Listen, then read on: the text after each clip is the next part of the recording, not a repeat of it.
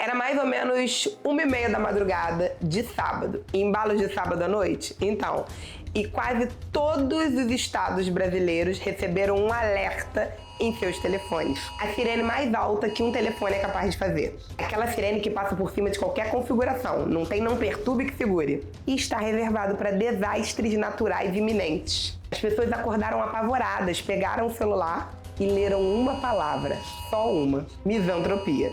Eu sou a doutora Tereza Gai, especialista em negócios, advogada e empresária. E vamos falar sobre esse alerta? Não era sobre chuva, nem enchente, nem nenhum fenômeno natural, graças a Deus.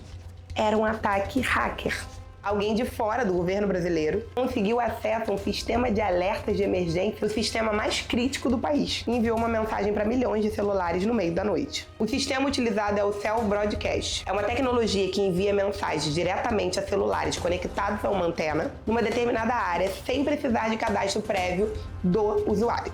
Funciona com aparelhos compatíveis com rede 4G e 5G. Você sabia disso? Até aconteceu, também não sabia. E tem um nível de prioridade que sobrepõe tudo que está na tela do seu aparelho. A sirene do seu celular vai tocar mesmo em modo silencioso e aparece como um alerta. Esse sistema foi criado para salvar vidas, para avisar populações de áreas de risco sobre enchentes, deslizamentos e eventos climáticos extremos. É uma ferramenta de proteção. Mas nessa madrugada de sábado, alguém invadiu a plataforma e disparou a palavra misantropia. E o pior, essa palavra significa ódio ou aversão à humanidade. Para estados como Paraná, São Paulo, Rio de Janeiro, Distrito Federal e Bahia. O secretário nacional da Defesa Civil já confirmou que tudo leva a crer que foi um ataque hacker. A plataforma foi tirada do ar e a Polícia Federal foi acionada. Mas por que a palavra misantropia? Essa é a pergunta que ficou na cabeça de muitas pessoas. Misantropia, eu já te falei, é o ódio ou aversão à humanidade. E é o oposto de filantropia. É uma visão de mundo que vê a espécie humana como indigna, perigosa e sem valor. A escolha dessa palavra a um ataque de sistema de inteligência de emergência não parece uma questão aleatória, né? É uma mensagem. É alguém dizendo com acesso a um sistema que poderia ter causado pânico em massa, que não acredita na humanidade, que quer assustá-la e que se diverte com a vulnerabilidade do sistema que poderia protegê-la. Eu não vou especular sobre quem fez isso ou por quê, mas o que a palavra comunica é um estado de espírito que a gente precisa nomear. A sensação de que o mundo é um lugar perigoso e imprevisível, onde as estruturas de proteção não funcionam. E essa sensação, mesmo quando gerada por uma mentira às 1h30 da manhã, tem um efeito real nas pessoas. E aqui vamos ao que importa do ponto de vista jurídico e de segurança. O secretário da Defesa Civil disse que, em teoria, uma mesma chave de acesso não poderia ter enviado mensagem para estados diferentes, já que cada estado gerencia os próprios alertas. Só que foi exatamente isso que aconteceu. Múltiplos estados e uma mesma invasão. Isso revelou uma vulnerabilidade estrutural. O sistema foi criado para proteger a população, mas não havia uma proteção eficiente no próprio sistema. Tem um especialista em cibersegurança chamado José Milagre, que nomeou o risco real. Se a população perder a confiança nos alertas, em outras palavras, o hacker não causou apenas pânico, pode vir a ignorar avisos legítimos em situação de risco. Ele potencialmente comprometeu a eficácia do sistema para o futuro. Porque da próxima vez que o celular tocar 1h30 da manhã, vai ter gente que vai pensar, será que é outro alarme falso? Agora eu quero ir para um lugar mais profundo. Não de forma catastrófica, mas honesta. Nós vivemos num mundo onde um indivíduo, o computador da sua casa, pode acordar milhões de pessoas no meio da noite com uma sirene de emergência.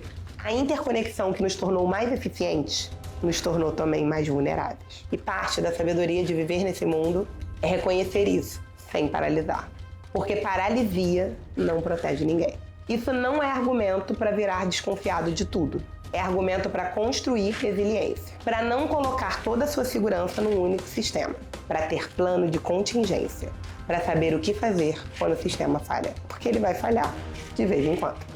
E aqui eu finalizo com um pensamento.